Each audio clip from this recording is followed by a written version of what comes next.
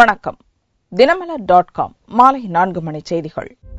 முக்கிய நிகழ்வுகள். தமிழக காங்கிரஸ் தலைவராக EBKS இளங்கோவன் நியமனம். கட்சி மேலிடத்துக்கு எதிராக போர்க்கொடி உயர்த்தியுள்ள வாசன் புதுக்கட்சி குறித்து நவம்பர் 3ஆம் தேதி முடிவு. இலங்கை நீதிமன்றத்தால் தூக்கு தண்டனை விதிக்கப்பட்ட மீனவர்களை மீட்க கோரி போராட்டம் தீவிரம். தங்கச்சிமடம் பகுதியில் மீனவர்கள் உண்ணாவிரதம். ஆவின் பால் விலை உயர்வு அமல். பால் சார்ந்த பொருட்களின் விலையும் உயர்ந்ததால் பொதுமக்கள் அதிர்ச்சி. விரிவான செய்திகள். தமிழகத்தில் கட்சி மேலிடத்துக்கு எதிராக முன்னாள் மத்திய அமைச்சர் வாசன் போர்க்கொடி உயர்த்தியுள்ள நிலையில் காங்கிரஸ் கட்சி பிளவுபடும் சூழ்நிலை உருவாகியுள்ளது. லோக்சபா பொதுத் தேர்தல் முதலே காங்கிரஸ் மேலிடத்துடன் முன்னாள் மத்திய அமைச்சர் வாசனுக்கு கருத்து வேறுபாடுகள் ஏற்பட்டன. அப்போதே புதுக்கட்சி துவக்கும் பரபரப்பு ஏற்பட்டது. ஆனால் தேர்தலில் போட்டியிடாமல் ஒதுங்கிய வாசன் பிரச்சாரத்தில் கவனம் செலுத்தினார். இந்நிலையில் கட்சி மேலிடத்துடன் மீண்டும் ஏற்பட்ட மோதலை அடுத்து வாசனின் ஆதரவாளரான தமிழக காங்கிரஸ் தலைவர் ஞானதேசிகன் ராஜினாமா செய்தார். இதை உடனடியாக ஏற்ற கட்சி மேலிடம் புதிய தலைவராக EBKS இளங்கோவனை அறிவித்தது. இந்நிலையில் சென்னையில் செய்தியாளர்களை சந்தித்த வாசன் தனி கட்சி துவக்குவது குறித்து நவம்பர் 3ஆம் தேதி தனது முடிவை அறிவிக்க இருப்பதாக தெரிவித்துள்ளார். அகில இந்திய காங்கிரஸ் கமிட்டியை பொறுத்தவரையிலே தொடர்ந்து சில வருடங்களாகவே தமிழக காங்கிரஸ் கட்சியினுடைய தொண்டர்களுடைய மனநிலைக்கு மாறாகவே அவர்களுடைய செயல்பாடு அமைந்திருந்தது. கட்சி ரீதியாக இருந்தாலும் சரி அல்லது தமிழக மக்களுடைய எந்த முக்கிய பிரச்சனைகளாக இருந்தாலும் சரி பல்வேறு நேரங்களிலே இதனை அகில இந்திய தலைமைக்கு எடுத்துரைத்தும் கூட அதற்குண்டான பதில் இயக்கத்தை பலப்படுத்துவதாக இல்லை என்பதை நான் குறிப்பிட விரும்புகிறேன். எனவே வருகின்ற காலங்களிலே மக்கள் பிரச்சனைகளுக்கு தீர்வு காணும் வகையிலே வளமான தமிழகம், வலிமையான பாரதம் அமைக்க பாடுபடுவோம். நவம்பர் 3ஆம் தேதி பத்திரிகை நண்பர்களை சந்தித்து அடுத்த கட்ட நடவடிக்கை பற்றி நான் அறிவிக்க இருக்கிறேன். தமிழக காங்கிரஸில் கோஷ்டி மோதல் தொடர்ந்து பகிரங்கமாகவே நீடித்து வந்தாலும் சமீப காலமாக முன்னாள் அமைச்சர் சிதம்பரத்துக்கும் வாசனுக்கும் நேரடி மோதல் வெடித்துள்ளது. இதுவே காங்கிரஸ் பிளவுக்கு காரணமாக வழிகோலியுள்ளது. ஞானதேசிகன் ராஜினாமாவை தொடர்ந்து தமிழக காங்கிரஸ் தலைவராக EBKS இளங்கோவன் உடனடியாக நியமிக்கப்பட்டுள்ளார். தமிழக காங்கிரஸ் தலைவராக இருந்த வாசன் ஆதரவாளர் ஞானதேசிகன் தனது பதவியை ராஜினாமா செய்வதாக கூறி அகில இந்திய காங்கிரஸ் தலைமையகத்திற்கு கடிதம் அனுப்பினார். தொடர்ந்து வெள்ளியன்று செய்தியாளர்களை சந்தித்த ஞானதேசிகன் கட்சி மேலிடம் தன்னை கலந்து ஆலோசிக்காமல் பல்வேறு நடவடிக்கைகளை எடுப்பதாக குற்றம் சாட்டினார். கட்சி செயல்பாடுகள் தொடர்பாக ஞானதேசிகன் கடும் அதிருப்தி தெரிவித்திருந்த நிலையில் அவரது ராஜினாமாவை ஏற்பதாக அறிவித்த டெல்லி மேலிடம் தமிழக காங்கிரஸ் தலைவராக EBKS இளங்கோவனை நியமித்து உத்தரவிட்டது. அரசியல் பாரம்பரியம் கொண்ட இளங்கோவன் அதிமுக மற்றும் திமுக உட்பட யாராக இருந்தாலும் கடுமையாக விமர்சிப்பவர். அதிரடிக்கு பெயர் போன இளங்கோவனை டெல்லி மேலிடம் அவசரமாக அறிவித்தது குறிப்பிடத்தக்கது. கட்சி மேலிடத்தில் ஒப்புதலோடு இளங்கோவனை நியமிப்பதாக தமிழக காங்கிரஸ் கட்சியின் பொறுப்பாளர் முகுல் வாஸ்னிக் அறிவித்துள்ளார். தமிழக காங்கிரஸ் தலைவராக நியமிக்கப்பட்டுள்ள இளங்கோவனுக்கு வாழ்த்து தெரிவித்துள்ள ஞானதேசிகன் தான் சோனியா, ராகுலை விமர்சிக்கவில்லை என்று விளக்கமளித்துள்ளார். அதே நேரம் அவர்களை சுற்றியிருப்பவர்களின் செயல்பாடுகளை சுட்டிக்காட்டியதாகவும் ஞானதேசிகன் விளக்கமளித்துள்ளார். தமிழக காங்கிரஸ் தலைவராக நியமிக்கப்பட்டுள்ள இளங்கோவன் மேலிட எதிர்பார்ப்புகளுக்கு ஏற்ப செயல்பட்டு மூத்த தலைவர்களை ஒருங்கிணைப்பேன் என்று உறுதியளித்துள்ளார். தமிழக காங்கிரஸ் தலைவராக நியமிக்கப்பட்டுள்ள EBKS இளங்கோவன் சனிக்கிழமையன்று தமிழக காங்கிரஸ் தலைமையகமான சத்தியமூர்த்தி பவனுக்கு வந்தார். அவரை கட்சி நிர்வாகிகள் வரவேற்றனர். அப்போது செய்தியாளர்களை சந்தித்த இளங்கோவன் மேலிட எதிர்பார்ப்புகளுக்கு ஏற்ப செயல்பட்டு மூத்த தலைவர்களை ஒருங்கிணைப்பேன் என்று உறுதியளித்துள்ளார். என்னை பொறுத்தவரையில் மிகப்பெரிய பொறுப்பு என் மீது சுமத்தப்பட்டிருக்கின்றது.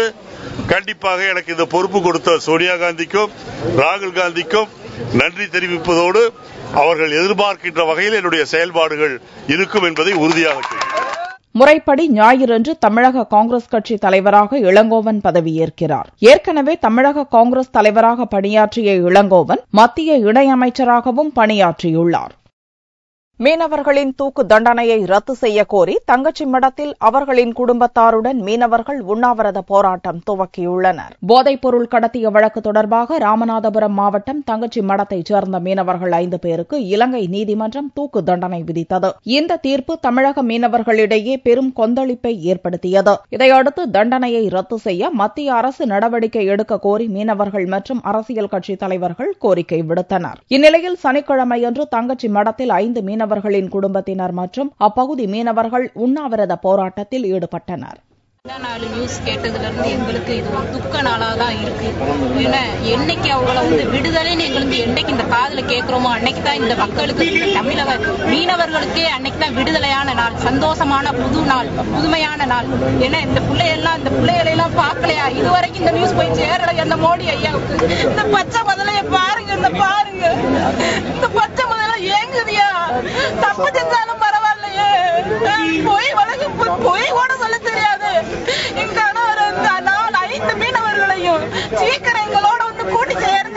மத்திய அரசாங்கம் பிரதமர் மோடி அவங்க தான் பேசணும். இந்த இலங்கை அரசாங்கத்தோட எங்களுக்கு பேசி உடனடியாக எங்களுக்கு விடுதலை செய்யணும்னு நாங்க கேட்டுக்கிறோம். இந்த உண்ணாவிரதத்தில் ஜமாத் அமைப்பைச் சேர்ந்த இஸ்லாமியர்கள், பாதிரியார்கள் உட்பட பலர் கலந்து கொண்டனர். ஆவின் பால் மற்றும் அது சார்ந்த பொருட்களின் விலை உயர்வு சனிக்கிழமை முதல் அமலுக்கு வந்துள்ளது. ஆவின் பால் விலை உயர்வு நவம்பர் 1ஆம் தேதியான சனிக்கிழமையன்று அமல்படுத்தப்பட்டது. இதன்படி சமன்படுத்தப்பட்ட நீல நிற ஆவின் பால் பாக்கெட் அட்டைதாரர் விலை அரை லிட்டருக்கு 17 ரூபாய், நிலைப்படுத்தப்பட்ட பச்சை நிற ஆவின் பால் பாக்கெட் அரை லிட்டர் 19 ரூபாய் 50 காசுகள், முழு கொழுப்பு நிறைந்த ஆரஞ்சு வண்ண ஆவின் பால் 21 ரூபாய் 50 காசுகள் மற்றும் இருநிலை சமன்படுத்தப்பட்ட மெஜந்தா நிற ஆவின் பால் அரை லிட்டர் 16 ரூபாய் 50 காசுகளுக்கு விற்பனை செய்யப்பட்டது. இதன் மூலம் குறைந்தபட்சம் மாதந்தோறும் 300 ரூபாய் அதிக விலை தர வேண்டியுள்ளது. இந்த விலை உயர்வு அதிர்ச்சி அளிப்பதாக ஆவின் பால் நுகர்வோர் தெரிவித்தனர். 10 ரூபாய் ஏத்தனா எங்களால எப்படி வாங்க முடியும்? நாங்க இருக்கப்பட்டவங்களா தான் பரவாயில்ல. அன்னாட காட்சிக்கு இந்த மாதிரி வாங்க முடியுமா? 1 ரூபாய் 2 ரூபாய் ஒரு 50 காசு ஏத்தனா கூட பரவாயில்ல. 10 ரூபாய் ஏத்தனா எப்படி வாங்கி நாங்க பால் காசி குழந்தைங்களுக்கு ஊட்ட முடியும்? டெய்லி காப்பி போட முடியும்? இல்ல நாங்க குடிக்கிறது 3 வேளை 4 வேளை குடிக்கிறோம்னா எப்படி வாங்க முடியும்? எங்களால இந்த மாதிரி எல்லாம் பண்ணக்கூடாது. காலையில இவ்வளவு அதிர்ச்சியா இருக்குது. பால் விலையை இந்த மாதிரி ஏத்தனா எங்களால மத்ததெல்லாம் எப்படி வாங்கி நாங்க சமைச்சு சாப்பிட்டு கொள்றது? எதுவே முடியாத. இப்ப இருக்கிற வருமானம் இதுக்கு ஒன்னே முடியாது. திடீர்னு பால் விலை உயர்த்ததுனால நேற்று வாங்கினவங்க இன்னைக்கு வாங்கும்போது மாசத்துக்கு 300 ரூபாய் அதிகமாகுது. ஜனங்களுக்கு ரொம்ப கஷ்டம். வைத்தியநாதெல்லாம் கொள்ள அடிச்சுட்டு போறாங்க. அதெல்லாம் கவர்மெண்ட் அதை பிடிச்சி இது பண்ண முடியல. கவர்மெண்ட்டுக்கு அதை இது பண்ணவே பால் விலை உயர்த்த வேண்டிய அவசியமே கிடையாது. இதுல பொதுமக்கள் தான் ரொம்ப கஷ்டப்படுறோம், வேதனைப்படுறோம். ஏற்றப்பட்ட விலையை உடனே திரும்ப வாபஸ் வரணும். அட்டைதாரர்களுக்கான விலையை விட மளிகை கடைகளில் வாங்கும் போது கூடுதல் விலை தர வேண்டியுள்ளது. இதன்படி சென்னையில் நீல நிற ஆவின் பால் அரை லிட்டர் 21 ரூபாய்க்கு விற்பனை செய்யப்படுவதாக நுகர்வோர் அதிருப்தி தெரிவித்துள்ளனர். ஆவின் பால் விலை மட்டுமின்றி பால் சார்ந்த பொருட்களும் அதிரடியாக உயர்த்தப்பட்டது பொதுமக்களை அவதிப்பட வைத்துள்ளது.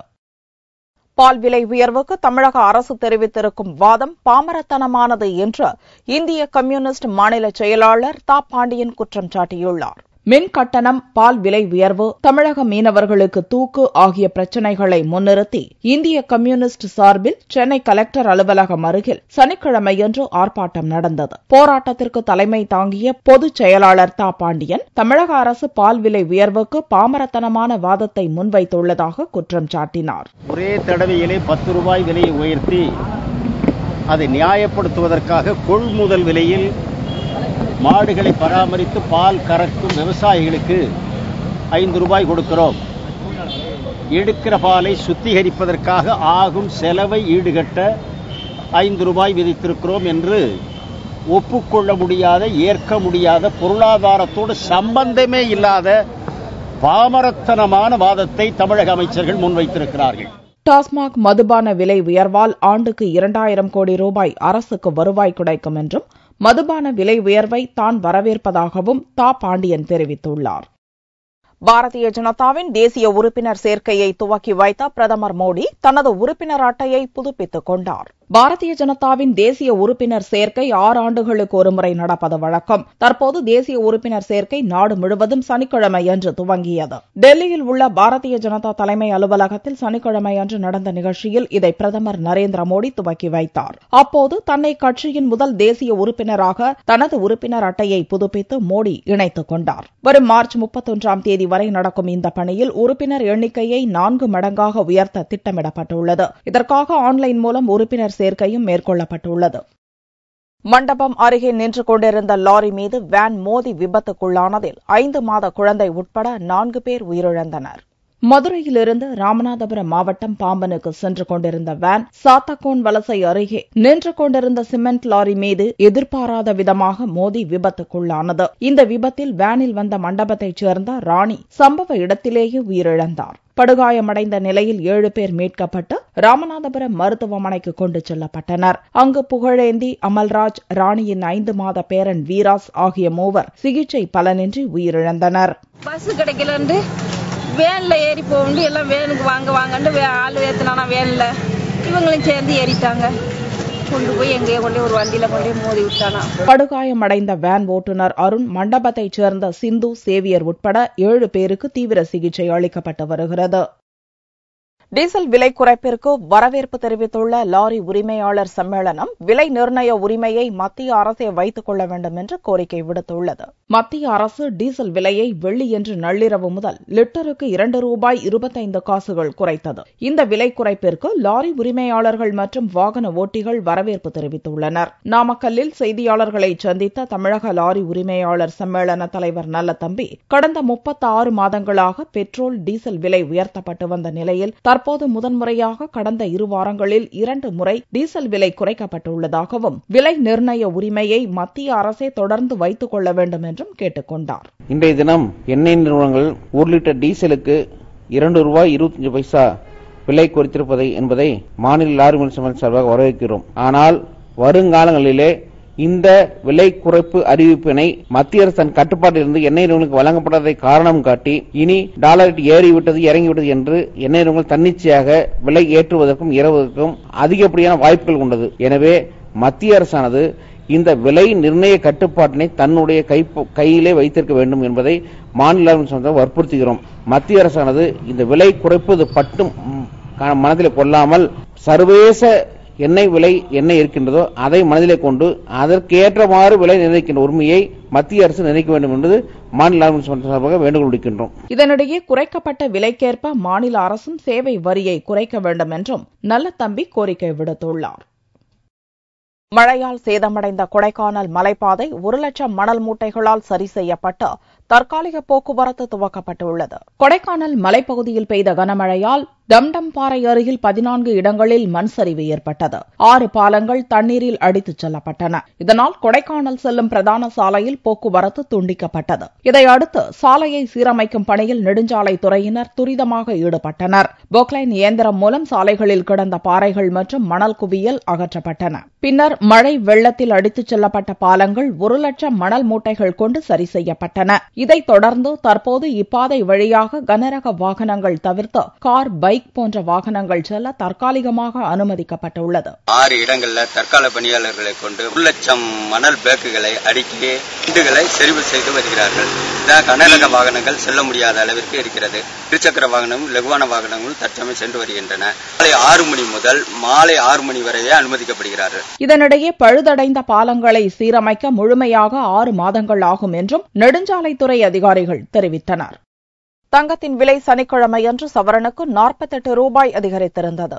1 சவரன் தங்கம் 19,752 ரூபாய்க்கு விற்பனையானது. 1 கிராம் ஆபரண தங்கம் ₹2,469 இருந்தது. வெள்ளி கிராமுக்கு 40 காசுகள் உயர்ந்து 1 கிராம் ₹38.60 விற்பனையானது. பார்வெள்ளியின் விலை ₹36,040 இருந்தது.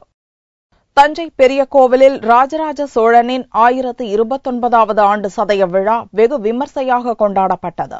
ராஜராஜ சோழ மன்னரால் கட்டப்பட்ட தஞ்சை பெரிய கோவில் உலக பாரம்பரிய சின்னமாக உள்ளது. ஆண்டுதோறும் ஐப்பசி மாதம் சதய நாளன்று ராஜராஜ சோழனின் பிறந்த நாளாக கொண்டாடப்படுகிறது. இந்த ஆண்டு 1029வது சதய விழா சனிக்கிழமையன்று கொண்டாடப்பட்டது. மங்கள இசையுடன் துவங்கிய இவ்விழாவில் தேவார இன்னிசை பாடல்கள், திருப்பதிக விண்ணப்பம், பரதநாட்டியம் போன்ற பல்வேறு நிகழ்ச்சிகள் நடந்தன.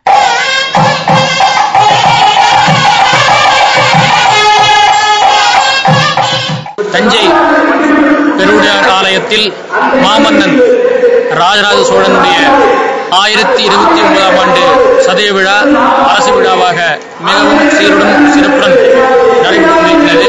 இவ்விழாவை முன்னிட்டு ராஜராஜ சோழனின் திருவுருவ சிலை வண்ண மின் விளக்குகளால் அலங்கரிக்கப்பட்டிருந்தன. விழாவில் கலெக்டர் சுப்பையன், சதய விழா குழு தலைவர் தங்கமுத்து உட்பட பலர் கலந்து கொண்டனர். மீண்டும் செய்திகள் இந்திய நேரப்படி இரவு 8 மணிக்கு. வணக்கம்.